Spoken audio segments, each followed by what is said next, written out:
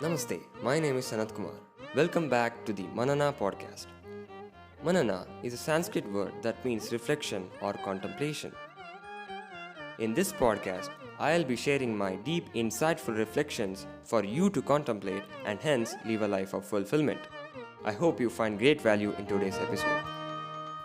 In the last episode, we saw the 6 super helpful decision making tools. In this episode, we'll see what we undergo in every decision making process, see what's at the core, and through it, help ourselves learn the art of designing our lives through our choices.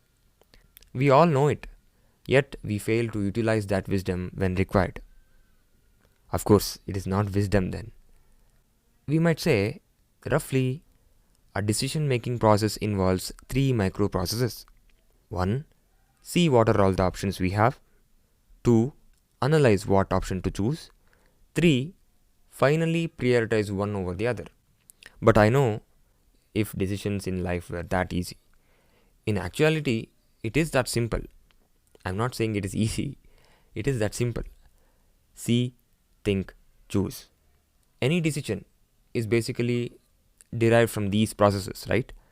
Proportions may vary. What makes it complex then?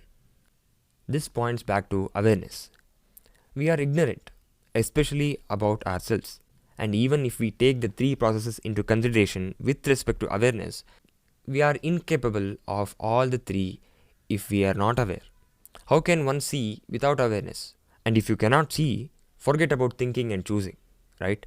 Let's say you are stuck in a situation in your life and you don't know what to do next.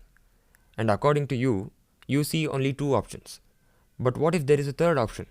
What if that would have been a beautiful journey and hence the right decision for you and that you couldn't see it? Okay, let's say you've clearly realized how many options you have. Then let's say you think choice A would be the right decision to make.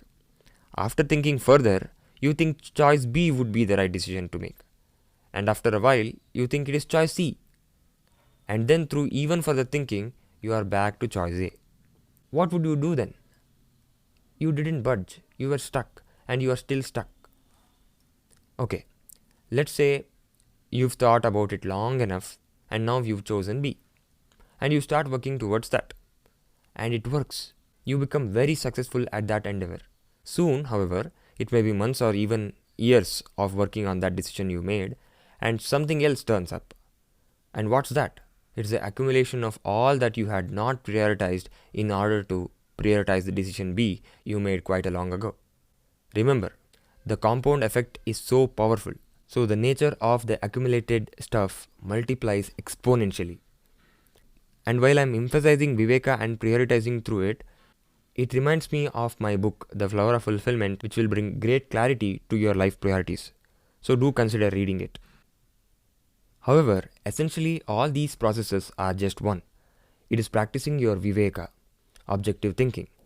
Viveka is the ability to see clearly all that there is to make a decision. It is also the ability to think through all the options available without any bias. Viveka is also the ability to prioritize one over the other with complete self-awareness and with the realization of what effect would the accumulation of non-prioritized aspect make on one's life. Continuous practice of Shravana, Manana and Nididhyasana is the way to develop or let's say unmask Viveka in you. Other than that, I've already talked about Viveka in its own episode which has some extra pointers. You may choose to listen to that as well. I hope you received excellent value in today's episode. To know more, head over to sanatkumarnahibi.com and if you haven't already, check out my book, The Flower of Fulfillment. Thank you for listening and I wish you have a great day.